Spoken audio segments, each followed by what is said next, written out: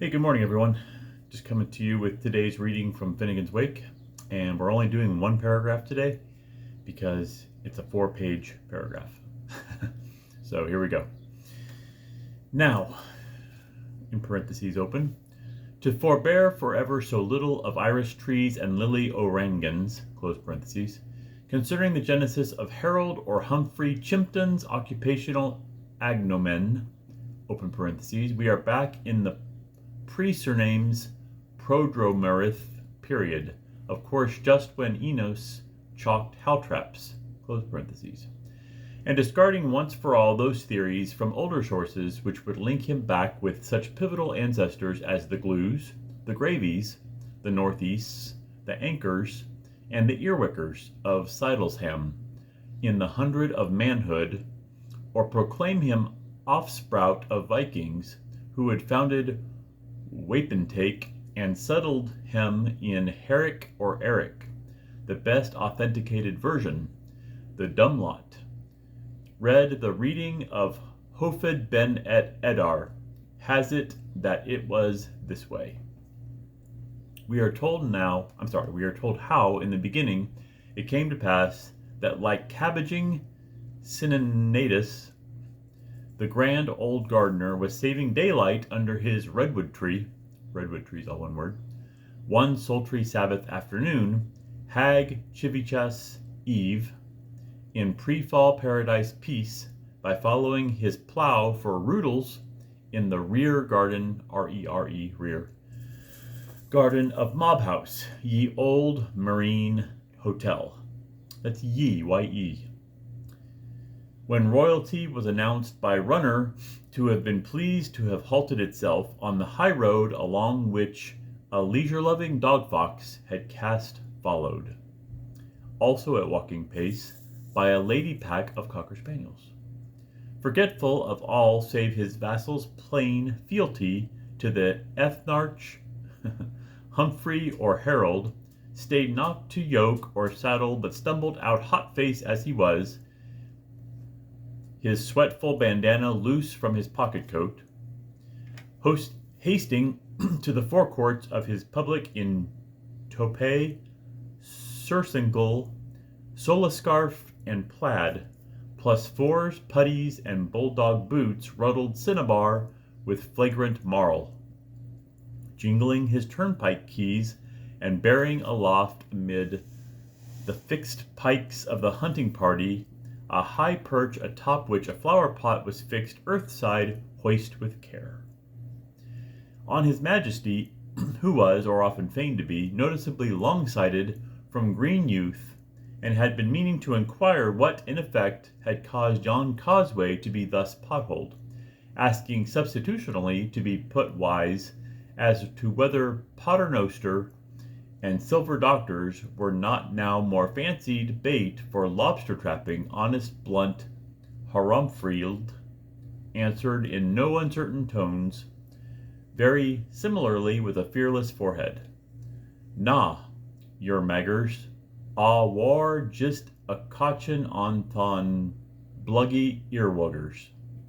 Our sailor king, who was draining a gugglet of obvious Adamale, gift both and Gorbin upon this, ceasing to swallow, smiled most heartily beneath his walrus mustaches, and indulging that none too genial humour which William the Conk on the spindle side had inherited with the hereditary whitelock and some short-fingeredness from his great-aunt Sophie, turned towards two of his retinue of gallow-glasses, Michael, Etheling Lord of Lakes and Offaly, and the Jubilee Mayor of Drogheda, Elcock, the two scatterguns being Michael M. Manning, Proto-Syndic of Waterford, and an Italian excellency named Jubilee, according to a later version cited by the learned Scholarch, Canavan of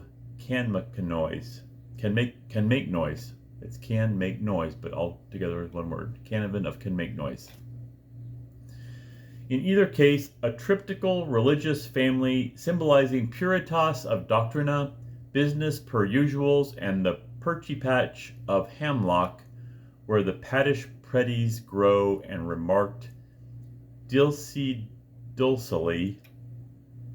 Holy bones of St. Hubert, how our red brother of Poringrania would audibly fume did he know that we have for Sir Trusty Bailiwick a turnpiker who is by turns a pike bailor, no seldomer than an earwigger. For he kenned Jom Pill with his court so grey and his haunts in his house in the morning.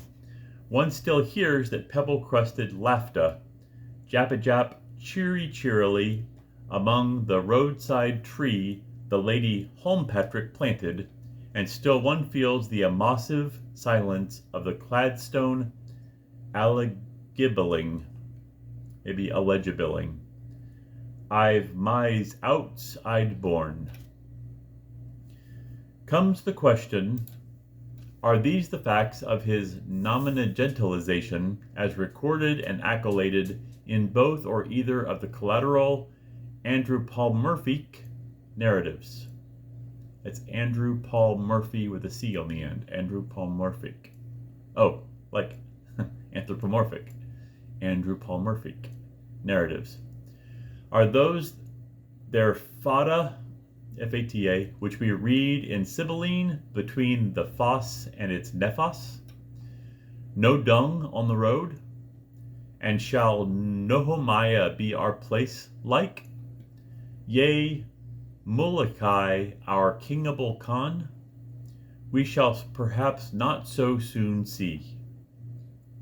Pink punks that bail for Sikhs, a license where comceptors with centaurs starting with an S, C-E-N-T-A-U-R-S, centaurs, stay.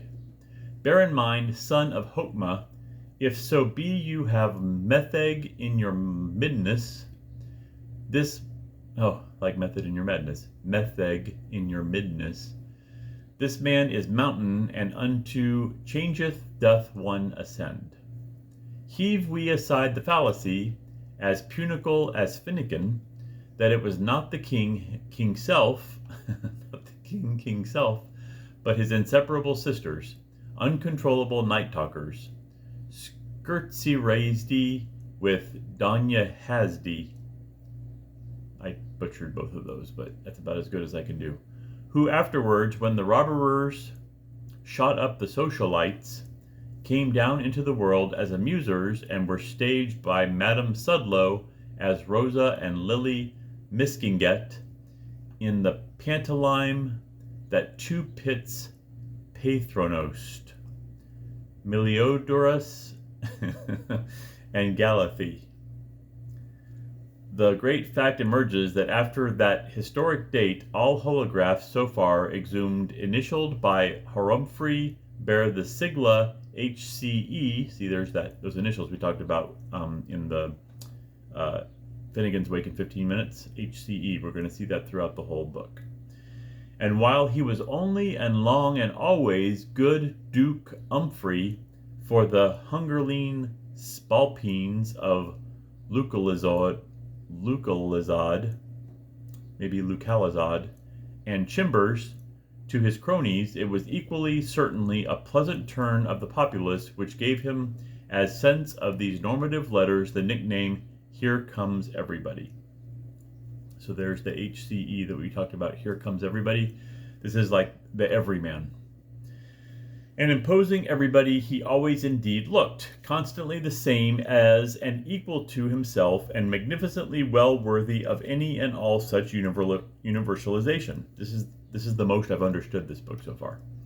Every time he continually surveyed, amid vociferatings from in front of, except these few nutties, and take off that white hat, relieved with stop his grog, and put it in the log, and lutes in his basevoco boots. From good start to happy finish, the truly Catholic assemblage gathered together in that king's treat house of satin, a lustre-like, above floats and footlights from their asbalvelts and oxgangs, unanimously to clapplaud plod, like applaud, but with clap at the beginning.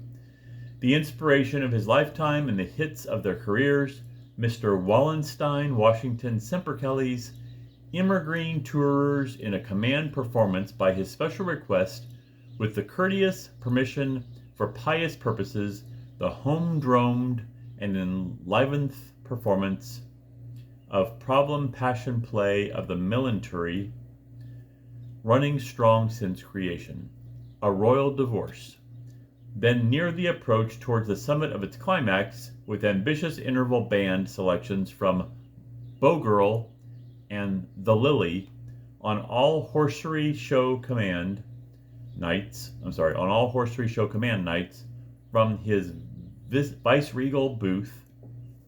His Barcelona is ceilinged there, a cucuspit less eminent than the ritual hoods of Maccabee and Cullen, where a veritable Napoleon the Nth, our world stage's practical joke piece and retired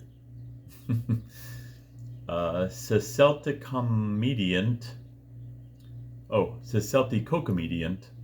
in his own wise, this folk's forefather of all of the time sat, having the entirety of his house about him, with the invariable broad-stretched kerchief cooling his whole neck, nape and shoulder blades, and in a wardrobe-paneled tuxedo completely thrown back from a shirt well entitled A Swallow Wall, on every point far outstarching the laundered clawhammers and marble-topped highboys of the pit stalls and early amphitheater.